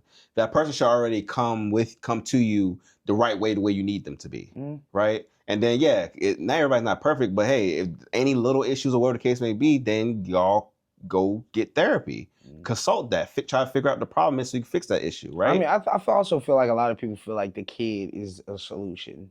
You know what I'm saying? Because now the kid is born and it prompts you to change. So I will definitely say that. Well, I won't say I played victim to that, but I would definitely say that it was a reality for you. It was a reality. And it was reality. That's a change. That is a change in your lifestyle. You know what I'm saying? You have another human being dependent upon you now. So of course that is going to change you. If that doesn't change you, that is a problem. When my daughter was born and she looked me in my eyes, I teared up. Right. Like I couldn't. Right. Like right then and there, everything in my body has told me you got to do everything you absolutely can for her, because nobody else is going to treat her the way you treat her and the way you want to love her. Right. And for me not having kids, right, at this point in time, I am waking up every day and trying to make myself a better man so that I can be prepared to raise my kids. I don't want my kids raising me. You know what I'm saying? So it's like within that, I want to have a certain level of, you're never ready for kids. You're never going to be 100% ready to have a kid, right? It's a new experience, so you're always going to run into some error. And every kid is different. Right. So, but for me, it's about having a certain level of readiness to be there in capacity for my children, to be there in capacity for the woman of my children. You know what I'm saying? Because that's even, like, I don't want to create a broken home. You know what I'm saying? Having stepdads and all this stuff. Hey, men stepping up 100%. All kudos to y'all. But I'm speaking for somebody, like I said, I can chalk it up to me being the only man in the household. Some people are just not meant to meet you at the finish line, because you can keep on being consistent doing what you're doing. The right people going to follow along behind you, going to stick with you, right? And you're going to realize soon anyway that not everybody's able to keep up. And it's okay. That doesn't mean you hate them or nothing. Yeah. It just means, hey, listen, I can't wait for you, and I got to keep going, because at the end of the day, I got my shit I got to take care of. Yeah. I got people depending on me. Yeah. Right? And if you come along for the ride, great. But if you just can't, cool. I just see you when I see you. Yeah. And that's how I feel. I feel like a lot of people jumped out of the ship because Mm-hmm. they didn't think that we would ever see land. You know what I'm saying? Like it's a journey, it's a voyage. You know what I'm saying? There's things that happen. There are choppy waters. There are sharks infested in the waters. You know what I'm saying? There are a lot of things that can happen along the journey, right? But Absolutely. it's a journey, bro. And as long as you build a sturdy boat, you'll be able to weather the storm. So for me, it's all about building a sturdy boat, and I believe that my boat is very sturdy, you know. But certain people that were in the boat rowing with me, they heard the creaks, you know what I'm saying, through the wind. It was like, I gotta get the hell out of this boat. And that's unfortunately, you know, for you to turn around and you thinking that you got a team with you, and it turned out to just be you. It's something that weighs heavy, but I'm not mad at anyone. You know, like I can't hold. Anytime I post videos and they're in the videos, I tag them. You know what I'm saying? Like, cause I'm not the type of person that is trying to steal the spotlight. The spotlight is all here for me. This is important. You know what I'm saying? Agreed. So with that being said, that this is important. I mean, I'm gonna always uplift black people. You know what I'm saying? So that's what I highlight. Because if anybody was to ask and look at the videos, like, well, why you don't be with them people no more? Me and them had differences. You know what I'm saying? We went two different paths. But I'm still gonna post this video. Shit, he was in it. You know what I'm saying? I'm gonna tag him in it. Yeah, And I if mean, he it's a respectful reposts the thing to do. video, Great, but great. If he doesn't repost the video, I ain't mad at it. You feel what I'm saying? It's gonna be people that continue to support. You know what I'm saying? But don't come back around and try and act like you was on the boat the whole time. You feel what I'm saying? Don't try and sneak back on the boat when we get to the next stop and be like, oh yeah, I was on this joint. No, you wasn't. This boat was empty, brother. I know you saw these holes at the Hey, plug by yo, myself. by myself? But I've been on this boat for 13 days with nobody. How the hell you gonna say you was on the boat the whole time? Come on now. Ah, man, this has been a great conversation. Yeah. I loved it. It's been so damn good. Damn camera's about to die. That's like Yeah. shit. Yeah. Seth, I just want to say first and foremost, thank you so much for Yeah, coming man. on today, bro.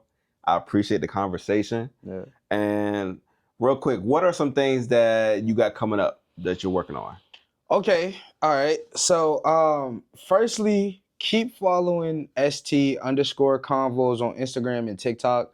Um, I drop. I'm trying to get better at dropping like news alerts and things of that nature. But as soon as I get like information, resources for the community, by the community, I drop all that stuff on ST Convos. You know what I'm saying? So all the updates of what's going on community resource wise. Tomorrow I will be in Jackson Ward doing the third Sunday feeding. Even though it's Father's Day, you know what I'm saying? I ain't no daddy. So I'm gonna be out there, you know what I'm saying, making sure that those fathers get fed. You know what I'm saying? Just Respect. doing stuff like that. Definitely. So if people want to get involved in doing community volunteer work, I definitely can help people get connected to that. The third Sunday feeding is a very good place to start. I'm also currently running a gardening mentorship program, and that's ran at CCP, the Farusha Freedom Garden, which is attached to CCP in Jackson Ward, which is the Richmond Learning Academy now. Like they changed the name of it. Okay. But every Monday and Wednesday from 10 a.m. until It's okay. Keep talking. I got this shit running. You good. from 10 a.m. until 1 p.m. We're gonna be out there teaching the kids how to garden, entrepreneurship, because I want to give all the kids an individual plant, help them tend to the plant, Oh, and that'd then be once cool. it's ready to harvest, they can make their money off the plant if they want to sell it. You know what I'm saying? So we're gonna set up like a little. Well, there is a Black Farmers Market going on right now, and I wish we had this ready in time for the Black Farmers Market so we can have the kids selling at the Black Farmers Market. But I may just create them their own little individual Black Farmers Market. You ever been to the one in Dory Park? No. So it's a farmer's market that goes on every Saturday from 9 to 12. Oh, for real? Yep, every Okay. Saturday from 9 to 12. All right, cool. So that would be like it would be something like that. You know what I'm saying? Where I get like we harvest their plants. You know what I'm saying? We let them joints sit overnight. I bring all the plants down, get them set up, and just help them sell their plants. That'd You know be what I'm saying? perfect. Oh, that'd be dope. So yeah, so that's one entrepreneurship that I'm currently running. I started that last week. It's gonna run through the summer. I'm doing ages 5 until about 16. Okay. If they are outside of those ages, I'm not opposed to them being a part of it. I just have different roles that I'll probably get them to play.